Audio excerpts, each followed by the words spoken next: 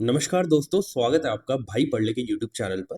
तो जो भी नए स्टूडेंट्स हैं जो इस क्लास को पहली बार देख रहे हैं, उनको मैं बता देता हूँ कि हम यूपीएससी सिविल सर्विसेज एग्जाम के प्रीलिम्स 2026 के लिए लास्ट 12 ईयर के प्रीवियस ईयर क्वेश्चंस को सॉल्व कर रहे हैं।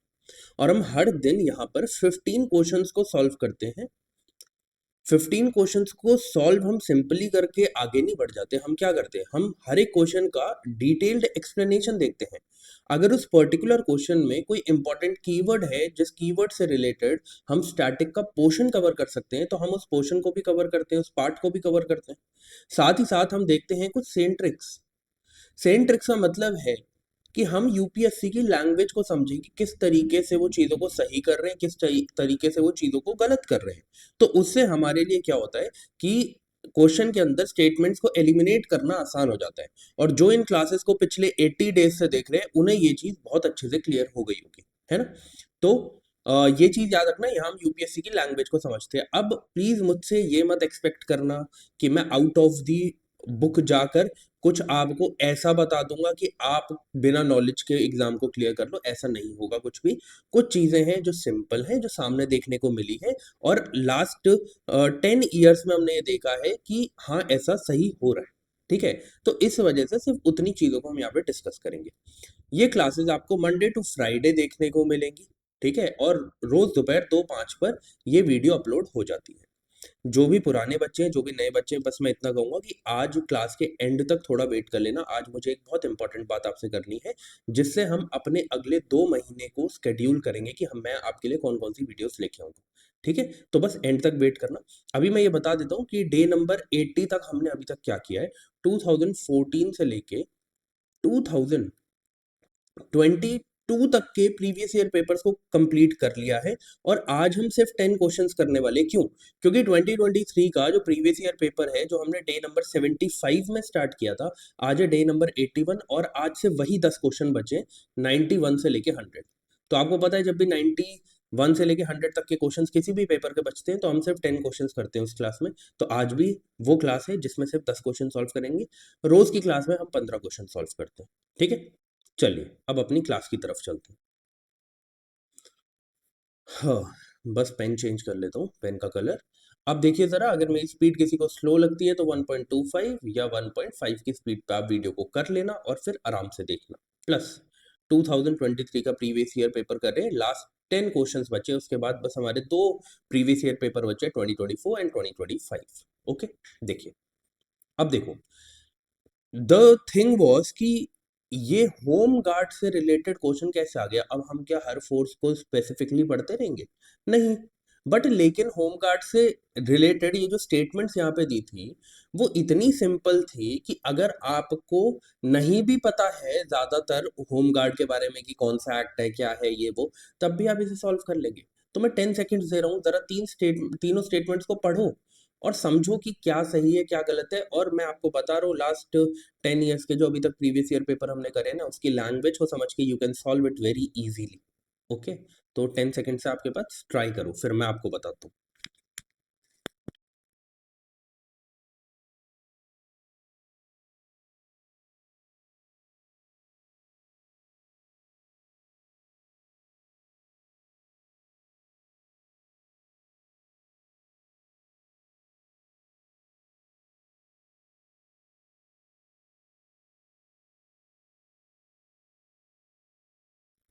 चलिए, अब देखिए जरा, यहाँ पे क्या लिखा। Home guards are raised under home guards act. Obviously इसके अंदर ही गार्ड किए जाएंगे। And rules of central government. Now the question is this, मुझे तो अपनी नॉलेज से ये पता है कि सेंट्रल गवर्नमेंट का इसमें कोई लेना देना है नहीं, स्टेट गवर्नमेंट का है ना? क्योंकि स्टेट्स में ही तो होम गार्ड देखने को मिलते हैं, जो पुलिस को जिसे हम कहते हैं असिस्ट करते हैं कुछ चीजों को लेके, एक ऑक्सिलरी फोर्स की तरह हमें देखने को मिलता है। तो चलो ठीक है, अगर नहीं भी पता तो कोई बात नहीं, इसको ऐसे करके छोड़ दो। अभी आगे चलो, आपको पता है जिस स्टेटमेंट को हम छोड़ते हैं उसके आगे हम डैश लगा देते हैं। अब देखो, the role of home guards is to serve an auxiliary force to the police in maintenance of internal security. बिल्कुल, मैंने भी आपको बताया, ये पुलिस फोर्स को असिस्टेंस प्रोवाइड करते हैं। और ऐसा नहीं है कि इन होम गार्ड की सर्विसेज को लाना ही लाना है स्टेट के अंदर, ला भी सकते हैं, नहीं भी ला सकते हैं, ठीक है। तो ये देखो, ये जो स्टेटमेंट है ये बहुत सिंपल है। दूसरी बात, आप इस चीज को यहाँ पे कैसे पकड़ सकते थे, यहाँ पे पुलिस की बात करी गई है, आपको पता है पुलिस जो है स्टेट लिस्ट में आता है, ठीक है। नहीं पता, मान लो ये भी समझ नहीं आया, कि चलो अभी भी समझ नहीं आया, कोई बात नहीं, ये तो समझ में आ गया, ये करेक्ट है, सिंपल स्टेटमेंट है, कुछ एक्स्ट्रा चीज नहीं दे रखी, ना डेटा ना कुछ। यहाँ तो डेटा दिया है, क्या दिया है डेटा, कि एक तो होम गार्ड्स एक्ट बोला है और ऊपर सेंट्रल गवर्नमेंट भी तो डेटा है कि सेंट्रल होगा या स्टेट होगा, ठीक है। फिर उसके बाद, to prevent infiltration on the international borders or coastal areas, the border wing home guard battalion have been raised in some states. इधर भी उन्होंने प्रमाण दे दिए कि भाई साहब स्टेट इस पे काम करती है, यहां पर भी दे दिए इनडायरेक्टली। तो आप जब दो स्टेटमेंट में स्टेट स्टेट देख रहे हैं, तो सेंट्रल गवर्नमेंट कैसे होगी, सेंट्रल नहीं है, कौन है, स्टेट गवर्नमेंट है। और ये तो आपको बेसिक्स भी पता होने चाहिए थे, अगर आप थोड़ी सी अवेयरनेस रखते हैं तो आपको पता होगा कि होम गार्ड तो स्टेट का पार्ट है, स्टेट उसे बनाती है, ये सेंट्रल का तो कोई काम ही नहीं है, ठीक है। तो इस वजह से ये स्टेटमेंट गलत है, ये करेक्ट है। तो देखो यहाँ पे कॉमन सेंस को यूज किया, स्टेटमेंट्स को आपस में इंटरलिंक किया, तो उससे हमें समझ में आ गया कि क्यों फर्स्ट स्टेटमेंट गलत है, ठीक है। तो इतना आपको सोचना पड़ेगा, मैं बोल रहा हूँ यूपीएससी का एग्जाम है, एसएससी का एग्जाम नहीं है। यूपीएससी के एग्जाम में इतनी अंडरस्टैंडिंग होनी चाहिए। ओके, तो only two statements are correct. आगे बढ़ते हैं।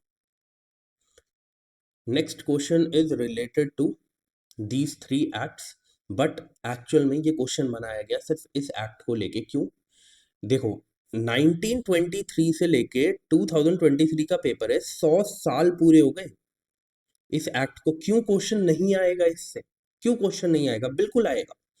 And this is the reason, मैं आपको कहता हूं कि जो मैं आपको करंट अफेयर्स में करवा रहा हूं ना, मंथली करंट अफेयर्स में, देखो आई डोंट केयर, आप किसी भी मैगजीन से पढ़ लो, बहुत सारी मैगजीन्स अवेलेबल है, बट जब आपको क्वेश्चंस करने हो, मैं आपको बता रहा हूँ, आप सेशन को देखो जो मैं अपलोड करता हूँ, उसमें मैं 100 क्वेश्चन करवा रहा हूँ आपको। आपको खुद पता चल जाएगा कि क्या जो मैंने पढ़ा है, जो मैंने पढ़ा है, क्या मैं क्वेश्चंस में रिकॉल कर पा रहा हूँ। और अगर कुछ चीजें छूट गई हैं जो वहां पे नहीं थी और इम्पोर्टेंट है, क्योंकि भाई मैं तो पूरी जो प्रीवियस ईयर पेपर्स को देखकर ही करंट अफेयर्स को डिजाइन करता हूँ, मेरा कोई मतलब नहीं है आपको बहुत सारा ज्ञान देने का, मेरा मतलब इतना है कि एग्जाम में मैक्सिमम चीजें आपके हाथ में लग जाए, उतना मेरा टारगेट रहता है। तो इसलिए मैं वो आपको सेशन करवाता हूँ, तो आप उसे जाके देखो, ऐसी चीजें मैं वहां पे कवर करता हूँ, ठीक है। अब इस क्वेश्चन में मैं आपको टाइम नहीं दे रहा, क्यों, क्योंकि दिस क्वेश्चन वाज, वो कहते हैं ना आउट ऑफ द बॉक्स वाला क्वेश्चन था, कि रेलेवेंस इसकी तो थी पर बाकियों की नहीं थी, ओके। बट फिर भी हम कर लेते हैं, समझ लेते हैं, थोड़ा सा दिमाग लगा लेते हैं। अगर आपने ऑफिशियल सीक्रेट्स एक्ट पढ़ा होता उस टाइम पर, क्योंकि न्यूज में था, तो आपको पता होता बिल्कुल, अनऑथोराइज्ड वियरिंग ऑफ पुलिस और मिलिट्री यूनिफॉर्म्स के अगेंस्ट जब एक्शन लिया जाएगा तो वो इस एक्ट के थ्रू लिया जाएगा, एकदम करेक्ट था। इस एक्ट को पढ़ने से ही आपको ये पता चल जाता कि knowingly misleading or otherwise interfering with the police officer or military officer when engaged in their duties, इसके अगेंस्ट भी एक्शन ऑफिशियल सीक्रेट्स एक्ट के थ्रू ही लिया जाता है। मतलब दोनों का जो आंसर है वो क्या होना था, दोनों का आंसर होना था द ऑफिशियल सीक्रेट्स एक्ट 1923। अब थर्ड वाला कॉमन सेंस से हो जाता, यहाँ लिखा है celebratory gun fire, celebratory gun fire, आपको पता है ना, जब किसी भी चीज़ को सेलिब्रेट किया जाता है, वो चाहे किसी की डेथ एनिवर्सरी हो, या फिर किसी के जिसे हम कहते हैं कि, या फिर खुशी में हो, उस टाइम पर जो आपको सेलिब्रेटरी गन फायर देखने को मिलती है, which can endanger the personal safety of others. सेलिब्रेटरी मतलब कि आपने देखा ना कि जो अनऑथोराइज तरीके से कर रहे हैं, उसकी बात नहीं कर रहा कि जो ऑथराइज तरीके से आपको देखने को मिलता है, अनऑथराइज तरीके से शादियों में, है ना, कोई मर गया तो उस टाइम पर उसको जिसे हम कहते हैं ऑफिशियल वाला नहीं, अनऑफिशियल वाला, वहां पर गम में लोग फायर कर रहे हैं, है ना, बहुत सारी जगह ऐसा देखा गया। तो उस टाइम पर जो गन फायर को सेलिब्रेटरी तरीके से चलाया जाता है, उसके against action the arms amendment act 2019 के द्वारा लिया जाता है। मतलब आपको इतना भी पता होता ना कि द आर्म्स एक्ट के द्वारा लिया जाएगा, अमेंडमेंट वगैरह नहीं भी पता होता, तब भी आप इसे कर लेते हो, और ये कॉमन सेंस है ऑब्वियसली। जब गन फायर एंड ऑल के अगेंस्ट एक्शन लिया जा रहा है तो आर्म्स एक्ट के थ्रू ही लिया जाएगा, ठीक है। तो क्या था कि ये जो है ये हमारा सही था। ये बस हमारी जो है स्टेटमेंट, सेकंड वाली स्टेटमेंट जो है वो गलत थी। इस वजह से क्या है, ओनली 2 जो है वो करेक्ट है। आई होप आपको ये बात समझ में आई होगी। ठीक है? इसको सेलिब्रेटरी गनफायर को वो वाला मत समझना जो आपको शहादत के टाइम पे देखने को मिलता है ऑफ़िशियली, उसकी बात नहीं चल रही है। यहाँ पे जो अनऑफ़िशियल तरीके से लोग अनऑथराइज़्ड तरीके से करते हैं, उसकी बात करी गई है। ओके? आगे बढ़ते हैं। अब मैं आपको इतनी बार बोल-बोल के थक गया कि प्लेसेस इन न्यूज़ को पढ़ना बहुत इंपॉर्टेंट है। आज के ही लास्ट के 10 क्वेश्चंस में 3 क्वेश्चंस आप देख लोगे प्लेसेस इन न्यूज़ पे। पूरे के पूरे पेपर में 6 टू 7 क्वेश्चंस देखे गए जो प्लेसेस इन न्यूज़ से रिलेटेड थे। तो आप सोचो क्यों प्लेसेस इन न्यूज़ को पढ़ना इंपॉर्टेंट है और क्यों मैं उसे करंट अफेयर्स के सेशन पूरे महीने का करवाता हूँ, प्लस उसके साथ एक अलग से प्लेसेस इन न्यूज़ करवाता हूँ। देयर इज़ अ रीज़न, और यही रीज़न है उसके पीछे कि क्योंकि क्वेश्चन आपके पकड़ में आएँगे। आप इस बात को ध्यान रखो कि एक भी क्वेश्चन आपको ऐसा नहीं छोड़ना है जो डूएबल था और आप कर सकते थे बट आप नहीं कर पाए। बहुत क्वेश्चंस ऐसे होंगे जो डूएबल ही नहीं है, बहुत मुश्किल से किए जा सकते हैं, ठीक है? जिनको करने के लिए बस आपका लक बहुत अच्छा है तो आपने कर लिया। उनकी बात मैं नहीं कर रहा, डूएबल क्वेश्चंस की बात करो। डूएबल क्वेश्चंस में प्लेसेस इन न्यूज़ आती है। ठीक है? तो आप इन क्वेश्चंस को बिल्कुल मत छोड़ना। इसलिए मैं आपको कह रहा हूँ कि उसे आप देख लेना जो मैं वीडियोज़ अपलोड कर रहा हूँ। अब देखो, reason often mentioned in news, reason for being in news. मैं आपको हर प्लेसेस इन न्यूज़ में बताता हूँ कि क्या रीज़न की वजह से ये न्यूज़ में है ना? वैसे यहाँ पे बोला है नॉर्थ किवू एंड इतूरी जो है, वो किस वजह से न्यूज़ में रहता है? क्यों हमने देखा है कि ये न्यूज़ में रहता है? तो ये बोला है वॉर बिटवीन आर्मेनिया एंड अज़रबाईजान, बिल्कुल भी नहीं यार। ये किस लिए न्यूज़ में रहता है? ये आपको पता है कि वहाँ पर डीआरसी में, डेमोक्रेटिक रिपब्लिक ऑफ कॉन्गो में हमें पावर स्ट्रगल देखने को मिलता है, इस वजह से वो न्यूज़ में रहता है। तो ये डीआरसी में है, democratic republic of Congo. Nagorno Karabakh region जो है ये आर्मेनिया में है। आर्मेनिया और अजरबैजान के बीच में डिस्प्यूटेड एरिया है जिसमें वॉर चलती रहती है, ठीक है? इन दोनों के बीच में क्लैशेस चलते रहते हैं, आज भी ये न्यूज़ में है, ठीक है? तो इस वजह से आपको पता होना चाहिए था, ठीक है? इसको तो हम हटा देते हैं। इंसर्जेंसी इन मोज़ाम्बिक, मोज़ाम्बिक ना इस साल के लिए इम्पोर्टेंट है। क्यों इम्पोर्टेंट है? मैंने आपको प्लेसेस इन न्यूज़ में करवाया, आप जाके देखना, आपको पता चलेगा। खेरसन, और ये तो नाम से ही पता चल रहा है, ज़ैपोरिज़िया, है ना? ये तो किसके बीच में है? क्या ये इज़राइल और लेबनान के बीच में होगा? बिल्कुल भी नहीं यार, रशिया यूक्रेन वॉर में देखने को मिलता है ये एरिया। रशिया, यूक्रेन वॉर की वजह से न्यूज़ में रहता है। ये भी इनकरेक्ट है। तो इसका राइट आंसर हमें क्या देखने को मिलेगा? कोई भी नहीं। ये भी गलत हो गया, ये भी गलत हो गया, ये भी गलत हो गया, नन। तो बिल्कुल समझना, मैंने आपको बताया है, एक्सट्रीम भी जाते हैं वो, 3-3 स्टेटमेंट देके भी नन करवा देते हैं, ठीक है? तो इसको प्लीज़ कन्फ्यूज़ मत होना वहाँ जाके प्रेशर में कि यार नन कैसे हो जाएगा? हो सकता है, ठीक है? अब ये बहुत ही सिंपल, बेहद आसान क्वेश्चन, इसको आप गलत नहीं कर सकते थे, ठीक है? तो आपको फिर से 10 सेकंड दे रहा हूँ, थोड़ा पढ़ लो, फिर मैं बताता हूँ क्या सही है, क्या गलत है। चलिए।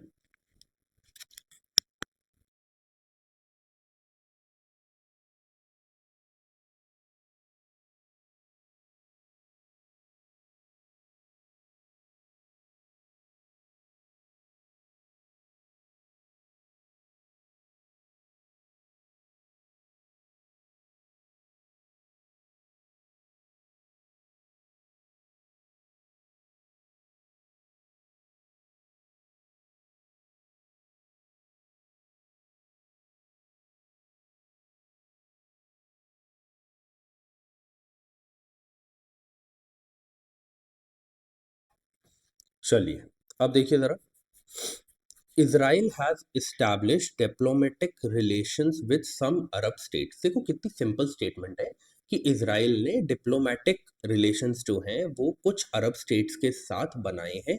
सब नहीं बोला, पर्टिकुलरली कोई अरब स्टेट नहीं दी, बोला कुछ के साथ बनाए हैं, बिल्कुल बनाए हैं। बट अब इधर कुछ डेटा को इंट्रोड्यूस करने लग गई है। एक तो बोला अरब पीस इनिशिएटिव को मीडिएट किया सऊदी अरेबिया ने और साइन किया इजराइल और अरब लीग में। सबसे पहले तो it was never signed, was never signed. ठीक है, और यही कैच था। अगर आपको पता होता यार, देखो इजराइल और अरब स्टेट्स के बीच के जो आपको क्लैशेस देखने को मिलते हैं वो हमेशा न्यूज में है। ठीक है, तो इस वजह से उस टाइम पर भी ये क्वेश्चन पूछा गया। ठीक है, तो इसको आप आउट ऑफ द ब्लू वाला क्वेश्चन नहीं बोल सकते हो। ठीक है, इसके बारे में आपको पता होना चाहिए था कि यार पीस इनिशिएटिव जो है वो क्या है। ठीक है, आई होप आपको ये बात क्लियर होगी। तो ये स्टेटमेंट हो जाती है गलत, और हमारा क्या हो गया, option number 1 is correct and 2 is incorrect, तो ऑप्शन नंबर सी। ठीक है, चलिए। आज आप सोच रहे होंगे किसी भी क्वेश्चन का एक्सप्लेनेशन नहीं आ रहा। एक्सप्लेनेशन ना आने का रीजन ये है कि आज सारे करंट अफेयर्स के क्वेश्चन है। क्या कर लोगे करंट अफेयर्स के क्वेश्चन का एक्सप्लेनेशन देखकर? क्या वो हमें कोई रेलेवेंस रखेंगे आगे आने वाले एग्जाम में? यार इतनी नहीं रखेंगे। तो हम जो करंट अफेयर में पढ़ रहे हैं तब एक्सप्लेनेशन देखेंगे ना, पुरानी करंट अफेयर्स को देख के एक्सप्लेनेशन क्यों देखेंगे? ठीक है, आपको पता है जब जहां समझाने वाली चीज होती है वहां हम समझते हैं। ओके, अब देखो जरा, यहाँ पर अब अवार्ड्स आ गए। अब जो बच्चे ये सोच रहे हैं कि यार सर अवार्ड्स क्यों करवा रहे हैं वहाँ पे क्लास में, है ना? तो इसीलिए करवा रहा हूँ भाई साहब। अवार्ड्स की अगर पूछा जा सकता है किस लिए अवार्ड है, हमने पिछले साल के एग्जाम पेपर में ये देखा कि वहां पे डायरेक्टली पूछा हुआ था कि कौन जीता है कौन नहीं जीता है पर्टिकुलर उसको स्पोर्ट्स को। तो फिर अब आने वाले एग्जाम में क्यों नहीं पूछा जा सकता? तो प्रिपेयर तो रहना पड़ेगा ना हर चीज के लिए। बिल्कुल सही बात होगी आपकी अगर आप ऐसे सोचते हो कि यार 10,000 चीज पढ़नी पड़ती है, फिर जाके 100 क्वेश्चन करते हैं। 100 क्वेश्चन में चलो तीन तीन चार चार स्टेटमेंट है तो 300 से 400 चीजें आती हैं इन 10,000 चीजों में से। भाई बोलता हूँ हमेशा, यूपीएससी है, एसएससी नहीं है। करना ही पड़ेगा। स्मार्ट वर्क से 10,000 चीज को 7,000 पे ले आओगे। ठीक है, पर उस उतना 7,000 चीजें पढ़ने लायक जिसे हम कहते हैं कि टेम्परामेंट लाना पड़ेगा आपको अपने अंदर। वो बिना किसी भी जिसे हम कहते हैं कि हार्ड वर्क के नहीं होने वाला है। ठीक है, अब देखो जरा, मेजर ध्यानचंद खेल रत्न अवार्ड की बात करी जाए, क्या ये आउटस्टैंडिंग परफॉर्मेंस के लिए दिया जाता है जिस भी स्पोर्ट्समैन ने करी है लास्ट 4 इयर्स में? बिल्कुल ठीक बात है। अर्जुन अवार्ड क्या लाइफ टाइम अचीवमेंट अवार्ड है? बिल्कुल भी नहीं। ये क्या है? ये भी गुड परफॉर्मेंस के लिए दिया जाता है लास्ट 4 इयर्स में। मैंने आगे मेंशन किया है, वहां पढ़ लेना इसको।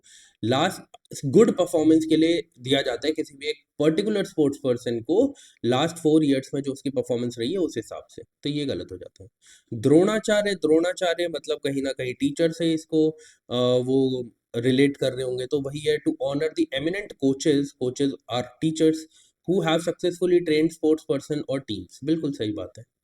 राष्ट्रीय खेल प्रोत्साहन पुरस्कार to recognise the contribution made by the sports person even after their retirement, retirement. या प्रोत्साहन आप रिटायरमेंट के बाद क्यों करोगे?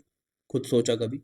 प्रोत्साहन किसी का भी आप रिटायरमेंट के बाद क्यों करोगे? प्रोत्साहन तो तब किया जाता है कि किसी को बढ़ावा दिया जा रहा है। ठीक है, तो ये भी गलत है।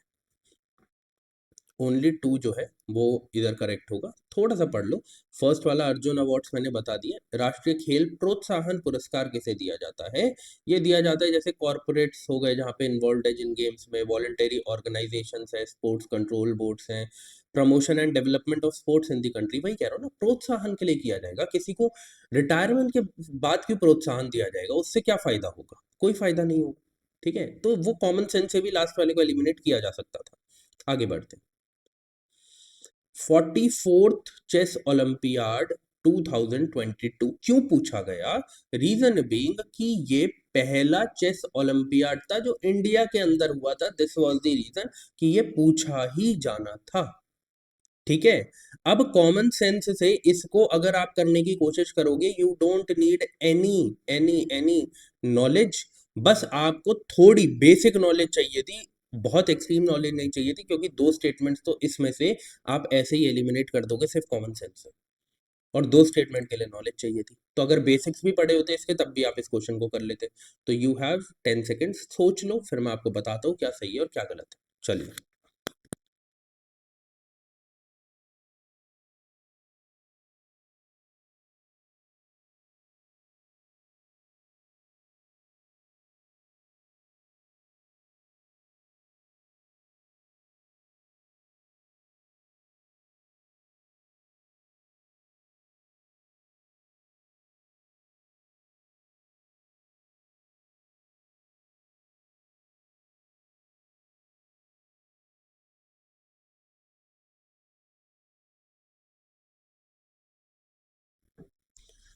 चलिए अब देखो जरा। It was the first time that chess olympiad was held in India. बिल्कुल अभी मैंने बताया, इसीलिए ये क्वेश्चन पूछा गया था और इसीलिए इसके बारे में आपका पढ़ा होना जरूरी था। ठीक है, तो ये बात करेक्ट है। Official mascot was named Thambi. ये ऐसे इधर भी आएगा। देखो क्या है, अब ये चीज अगर पढ़ी होती तभी आप कर पाते, एंड मैं इस बात को मानता हूँ। लेकिन यार खुद सोचो, अगर कोई चीज पहली बार हमारे देश में हो रही है, क्या उसके बारे में पढ़ा होना आपका जरूरी नहीं है? बिल्कुल जरूरी है। तो यार मैं यही कह रहा हूँ कि नॉलेज प्लस एप्टीट्यूड दोनों इंपॉर्टेंट है, सिर्फ एक से नहीं होगा। नॉलेज, कुछ क्वेश्चन सिर्फ नॉलेज से होंगे, कुछ क्वेश्चंस एप्टीट्यूड से ही हो जाएंगे, सिर्फ उसमें नॉलेज की भी जरूरत नहीं पड़ेगी। और कुछ क्वेश्चंस ऐसे होंगे जो नॉलेज प्लस एप्टीट्यूड आपका चेक करेंगे, जैसा कि ये क्वेश्चन है। अब आप सोचो कि एप्टीट्यूड कहाँ है इसमें, अभी आपको बताता हूँ। देखो ये भी करेक्ट था।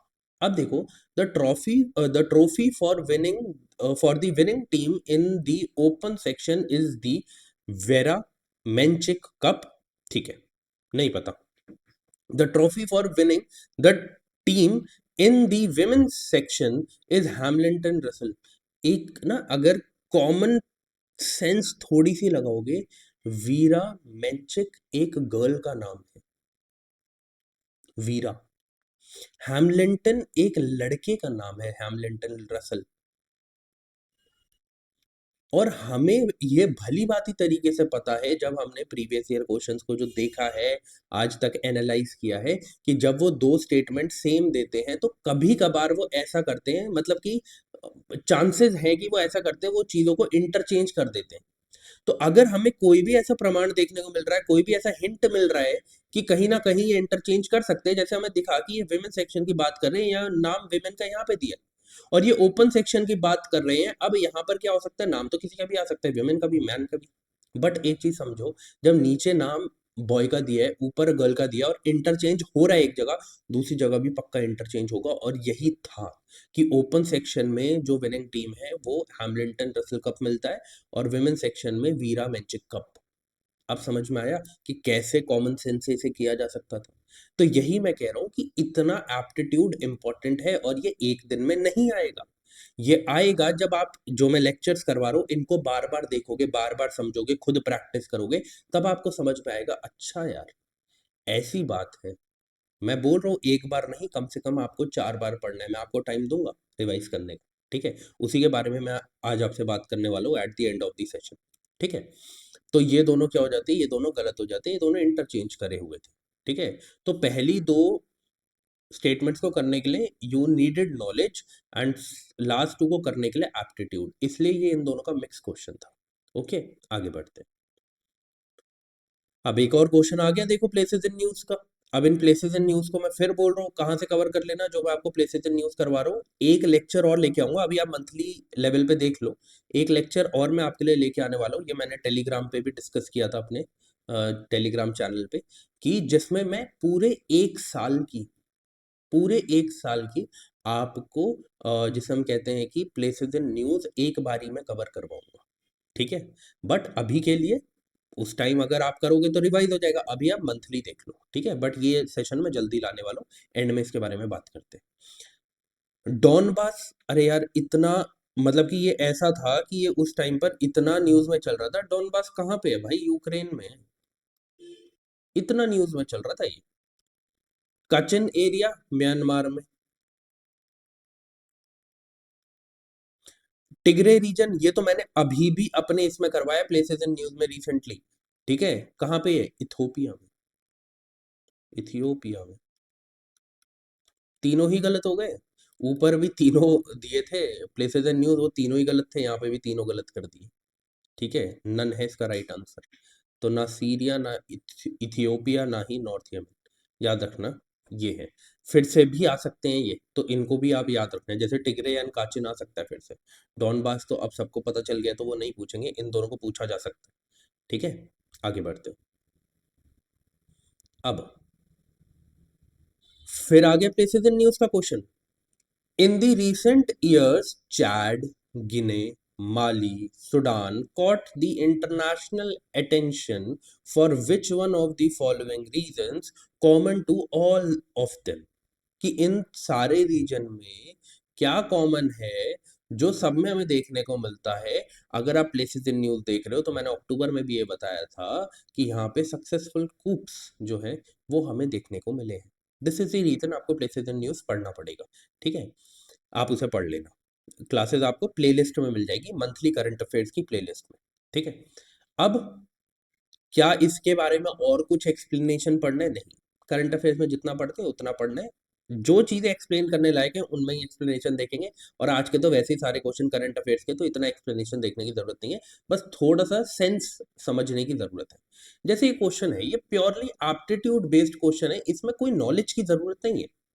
ठीक है, 10 सेकंड्स दे रहा हूँ आपको, थोड़ा समझ लो फिर मैं आपको बताता हूँ। और एक चीज देखिए, इस पेपर में 3 क्वेश्चन देख लिए ग्रीन हाइड्रोजन से रिलेटेड।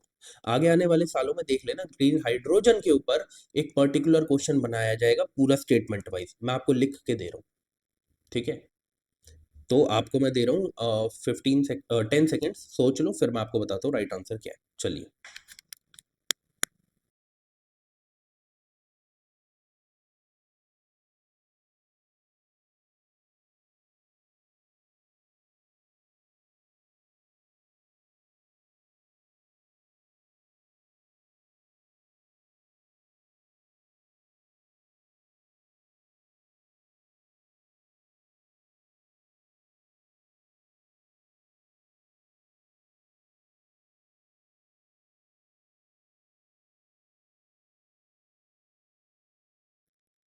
चलिए, अब देखिए जरा, यहाँ पे बोला है green hydrogen is expected to play a significant role in decarbonising how many of the above industries. आपको पता है green hydrogen mainly as a fuel use किया जाता है।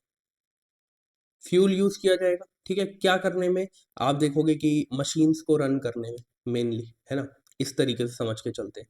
क्या फर्टिलाइजर प्लांट्स में कुछ अलग मशीन्स है जिसमें ग्रीन हाइड्रोजन को यूज नहीं किया जा सकता? नहीं। ऑयल रिफाइनरीज में कुछ ऐसी मशीन्स है जिसमें ग्रीन हाइड्रोजन को यूज नहीं किया जा सकता? नहीं। स्टील प्लांट्स में क्या कोई ऐसी चीज है जिसमें हाइड्रोजन, ग्रीन हाइड्रोजन को एज अ फ्यूल यूज नहीं किया जा सकता? नहीं। तो फिर क्यों हम किसी को भी एलिमिनेट करेंगे?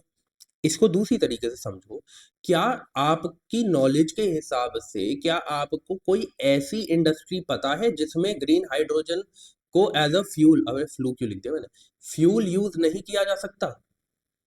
ऐसी कोई इंडस्ट्री आपको पता ही नहीं है। तो जब आपको पता नहीं है तो आप इन तीनों में से किसी को एलिमिनेट क्यों करोगे? यही एप्टीट्यूड कहता है। जब तक आपको इतना भरोसा ना हो कि 100% श्योरिटी है कि इसमें से एक भी ऐसी चीज है, ऐसी इंडस्ट्री है जिसमें आप उसे यूज नहीं कर सकते, तो ही आप उसे हटाएंगे, नहीं तो आप नहीं हटाएंगे। क्योंकि अगर 0.0000001% भी किसी में चांसेस है यूज होने के, तो आप उसे सही मानेंगे। ऑल थ्री जो है वो करेक्ट है। ग्रीन हाइड्रोजन मैंने आपको बताया था, ये इस टाइप का हाइड्रोजन है जिसमें आपको 0% GHG एमिशन देखने को मिलता है। मतलब ये नॉन पॉल्यूटेंट फ्यूल है जो बिल्कुल भी पॉल्यूशन क्रिएट नहीं करता। ठीक है, एक चीज आपके दिमाग में आई होगी, ठीक है, मेरे दिमाग में आई थी बहुत पहले। ठीक है, तो मैंने उसे भी यहाँ पे ऐड कर दिया। कुछ लोगों के दिमाग में आई होगी, कुछ के में नहीं आई होगी, तो अब आ जाएगी। हम ये देखते हैं कि ग्रीन हाइड्रोजन जो है वो क्या प्रोड्यूस करता है। वो इलेक्ट्रोलिसिस का उसमें प्रोसेस होता है, उसके बाद वाटर एंड वाटर वेपर्स जो है एज अ बाई प्रोडक्ट बाहर देखने को मिलते हैं। पर हमें तो अपनी नॉलेज के हिसाब से, बेसिक नॉलेज के हिसाब से ये पता है कि वाटर वेपर्स जो होते हैं, जो वाटर वेपर्स होते हैं, वो तो ग्रीन हाउस गैस होते हैं। ये तो हमें पता है अपनी नॉलेज के हिसाब से। तो जब water vapour green house gas होते हैं, तो हम कैसे कह सकते हैं कि ग्रीन हाइड्रोजन जो है वो जीरो ग्रीन हाउस गैसेस को प्रोड्यूस करता है? ये मेरे दिमाग में क्वेश्चन आया था कुछ साल पहले। तो मैंने उस टाइम पर ये एक्सप्लेनेशन पढ़ा था कि इसको क्यों कंसिडर किया जाता है, क्यों जबकि ये वाटर वेपर्स को भी निकालता है। इसके पीछे का रीजन है कि सबसे पहले तो ये carbon dioxide, methane, N2O means की नाइट्रस ऑक्साइड्स नहीं रिलीज करता है। और जो ये वाटर वेपर को रिलीज करता है वो एक्चुअल में natural fast acting water cycle का पार्ट होते हैं और बिल्कुल भी एक्यूमुलेट नहीं होते हैं एटमॉस्फेयर में। दिस इज द रीजन कि वाटर वेपर होने के बावजूद भी इन्हें GHG में इंक्लूड नहीं किया गया। ठीक है, तो आई एक्सपेक्ट कि आपके दिमाग में क्वेश्चन आया हो जब मैंने पिछली क्लास में ग्रीन हाइड्रोजन के बारे में बताया था। ठीक है, बट नहीं आया, कोई बात नहीं। अब आप समझ गए, अगर क्वेश्चन कभी ऐसे आपसे कोई पूछ ले कि जीएचजी को क्यों इंक्लूड नहीं किया जाता, सॉरी, इसको ग्रीन हाइड्रोजन को क्यों इंक्लूड नहीं किया जाता जीएचजी में, इसलिए नहीं किया जाता।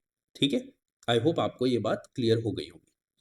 आगे बढ़ते हैं, आज का लास्ट क्वेश्चन है, बहुत ही सिंपल, बहुत ही मतलब ये समझ लो कि लल्लू क्वेश्चन है, आप इसे कर लेंगे प्योरली किससे, एप्टीट्यूड से। बट G20 के बारे में आपको पता होना चाहिए था। क्यों पता होना चाहिए था? क्योंकि 2023 में ये जो G20 है, ये न्यू दिल्ली में इसकी समिट हुई थी, इस वजह से क्वेश्चन 2023 में पूछा गया। 10 सेकेंड दे रहा हूँ, सोच लो, समझ लो, देन वी विल सी क्या सही है क्या गलत है, और फिर हम बात करते हैं कि क्या इंपॉर्टेंट बात थी जो मुझे आपसे करनी थी। चलिए,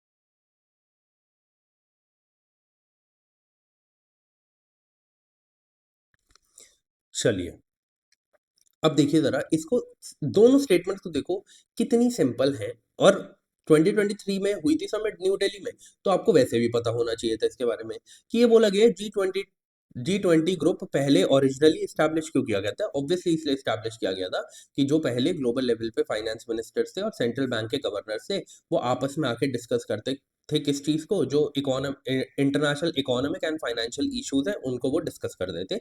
ये बात एकदम ठीक है। आज इसमें कितने मेंबर है? 21 मेंबर्स हैं। याद रखना, नाम G20 ही है पर 21 मेंबर्स हो गए हैं। दो यूनियंस है, एक है यूरोपियन यूनियन, एक है अफ्रीकन यूनियन, और बाकी 19 कंट्रीज है। ठीक है, याद रखना। अब देखो जरा, digital public infrastructure is one of the India's G20 priorities. फिर से वन ऑफ दी आ गया। और मैंने आपको क्या बोला है, जब भी वन ऑफ दी आता है तो वो स्टेटमेंट सही होती है। 2014 से लेके 2023 आज खत्म हो गया, सिर्फ एक स्टेटमेंट ऐसी थी जहां पर ये गलत हुआ था। बाकी जितनी भी हमने आज तक स्टेटमेंट्स पढ़ी है, कम से कम 25 से 30 स्टेटमेंट पढ़ ली होंगी, उससे भी ज्यादा ही शायद, इससे रिलेटेड पिछले 2014 से 2023 तक, उसमें हर जगह हमने देखा कि वन ऑफ द करेक्ट है। ठीक है, तो इधर भी ऑब्वियसली ये करेक्ट है, ये भी करेक्ट है। ऑप्शन नंबर सी जो है वो हमारा राइट आंसर है। अब जो मुझे आपसे बात करनी थी उस बारे में हम बात कर लेते हैं। देखिए, हमने 2014 से लेके 2023 तक के प्रीवियस ईयर पेपर्स को कंप्लीट कर लिया। बहुत सारे स्टूडेंट्स ऐसे हैं जो अभी तक 2015, 16, 17, क्योंकि वो लेट जुड़े हैं तो वो उन्हीं अभी प्रीवियस ईयर पेपर्स में हैं। ठीक है, बहुत सारे ऐसे बच्चे हैं जो मैं देखता हूँ कि रेगुलरली कमेंट कर रहे हैं, मुझे तो सिर्फ उनका ही पता है जो कमेंट कर रहे हैं ना। तो जो कमेंट कर रहे हैं रेगुलरली, जो अभी मेरे साथ 2023 का पेपर सॉल्व कर रहे थे, तो मैं उनको ये बात बोल देता हूँ कि अभी नेक्स्ट, मतलब कि लाइक आज है फ्राइडे, सैटरडे संडे ये वाली क्लासेस नहीं होती हैं, आपको पता है। तो बस सैटरडे संडे तो नहीं होगी, प्लस मंडे से लेके संडे तक, मतलब कि नेक्स्ट 1 वीक ये क्लास नहीं होगी। हम मंडे से रीस्टार्ट करेंगे। अब क्यों मैं ऐसा कर रहा हूँ, मैं आपको रीजन बता देता हूँ। अगर आपकी कोई बैकलॉग है, ठीक है, या आपको कुछ रिवाइज करना है, या आपको ऐसा लग रहा है कि यार इतने दिन हो गए, क्योंकि 81 डेज हो गए, आप समझो 81 डेज से मैं भी रेगुलरली वर्क कर रहा हूँ, है ना, एंड सैटरडे संडे को भी I upload current affairs video. तो मतलब कि कोई आपको खुद दिख रहा होगा कि कोई मेरे लिए पोटेंशियल नहीं है फॉर रेस्ट पीरियड, है ना। तो मैं क्या करता हूँ कि, और ना, मुझे रेस्ट क्यों चाहिए, उसके पीछे का रीजन ये है कि मुझे प्लान करना है कि अगले 2 महीने अब क्या है, क्योंकि पलक झपकते ही आपके 2 साल के पेपर्स कंप्लीट हो जाएंगे। बट उसके बाद मेरे लिए इतना टाइम नहीं होगा कि मैं आपके लिए कुछ नया प्लान कर पाऊँ। तो इसीलिए I need time of at least 1 week, जिसमें मैं प्लान कर पाऊँ कि मुझे आपके लिए नेक्स्ट 2 मंथ्स में कौन सी बेस्ट 20 वीडियोस लानी है, जो आपके 2026 का जो प्रीलिम्स है उसके लिए आपको हेल्पफुल रहे। ठीक है, तो मैं एक एक वीक लेना चाहता हूँ इसके लिए, ताकि मैं ये प्लान कर पाऊँ कि भाई करना क्या है। अब आपका जैसे ये फेब खत्म हो जाएगा, मार्च एंड अप्रैल में मैं आपके लिए क्या लेके आऊँ, फिर मई के लिए मैं अलग 2-3 दिन का ब्रेक लूँगा, फिर मई के लिए डिसाइड करूँगा। बट अभी मेरा प्लान है कि मैं अगले 2 महीने के लिए देख लूँ कि मुझे आपको क्या करवाना है। ठीक है? तो इतने टाइम में, जो 1 वीक में सिर्फ़ ये वाली प्रीवियस ईयर क्वेश्चन्स की क्लासेस नहीं होगी, बाकी होंगी। जो मैं आपको करंट अफेयर्स करवाता हूँ मंथली, वो होगी। मैं जो आपको daily current affairs video upload करता हूँ वो भी होगी, ठीक है, बट ये वाली नहीं होगी, ठीक है। तो आप बस क्या करना, जो भी मेरे साथ चल रहे हैं अभी, जैसे जुगल किशोरी और दो तीन और स्टूडेंट्स हैं जो मेरे साथ चलते हैं अभी, मेरे को कमेंट सेक्शन में देखने को मिलते हैं, ठीक है। मैं एक का नाम ले रहा हूँ, इसका मतलब ये नहीं है कि बाकियों को मैं ये बोल रहा हूँ कि उनका मतलब कि वो नहीं करते कमेंट। बस मुझे जो मेजरली मैंने देखा है कि हर चीज़ का जो आंसर करता है या करती है, आई डोंट नो मेल है फीमेल है, तो इसीलिए मैं उनका नाम ले रहा हूँ, ठीक है। तो वो क्या कर सकते हैं, वो वापस इन सारी चीज़ों को रिवाइज़ करना है। देखो आज भी करना है, 1 महीने बाद भी रिवाइज़ करना है, आप अभी कर लो, ठीक है। अब 1 वीक के टाइम में सिर्फ monthly current affairs and daily current affairs आपको देखने को मिलेगी। प्लीज़ गिव मी टाइम, और प्लीज़ आप भी इस बात को समझना कि मेरे को थोड़ा-सा टाइम चाहिए टू प्लान थिंग्स, है ना? मैंने सोचा है 20 वीडियोज़ आपके लिए लेके आऊँगा, जो आपके लिए बहुत हेल्पफुल होगी, और कुछ वादे मैंने पहले भी करे हैं, जैसे कि क्लाइमेट से रिलेटेड जितनी भी वीडियोज़ हैं, वो मैं आपके लिए लेके आऊँगा, और ऐसी 2-3 वीडियोज़ वो मैंने एक जगह नोट की हुई है, ठीक है? मैं उनके ऊपर भी वीडियोज़ बना के आपके आपके लिए लेके आऊँगा, ठीक है? तो अब G20 का आप थोड़ा-सा एक्सप्लेनेशन यहाँ पे देख सकते हैं। मैंने यहाँ पे मेंशन कर दिया है कि 1999 में इसको इस्टैब्लिश किया गया था, ठीक है? 19 कंट्रीज़ हैं अभी करंटली प्लस ईयू। ईयू के साथ एक और जुड़ गई है, द अफ्रीकन यूनियन। 85% जो है ये 21, अब तो 19 प्लस 2 हो गया ना, तो जो ये 21 जिसमें से 19 कंट्रीज है और 2 यूनियंस है, ये 85% ऑफ द ग्लोबल जीडीपी को कवर करते हैं, 75% ऑफ द ट्रेड को कवर करते हैं, और पॉपुलेशन का 2/3 मतलब वर्ल्ड में जितनी पॉपुलेशन है उसकी जो 2/3 पॉपुलेशन है वो इस G20 के मेंबर्स है, ठीक है? तो ये चीज़ आप याद रखना, बाकी सिग्निफिकेंस वगैरह इस साल के लिए इतना इम्पोर्टेंट नहीं है। देखो, मैं रीज़न बता देता हूँ, जब वो तो इसलिए क्वेश्चन पूछ लिया गया क्योंकि इंडिया के अंदर ही समिट हुई थी। नहीं तो यूजुअली ऐसे क्वेश्चन नहीं पूछे जाते, जो क्वेश्चंस इम्पोर्टेंट है हम करंट अफेयर्स में करते हैं, ठीक है? अब हम मिलते हैं अपनी नेक्स्ट क्लास में, जो मैंने आपको बता दिया अब कब होगी, ठीक है? तब तक के लिए खुश रहें एंड जय हिंद।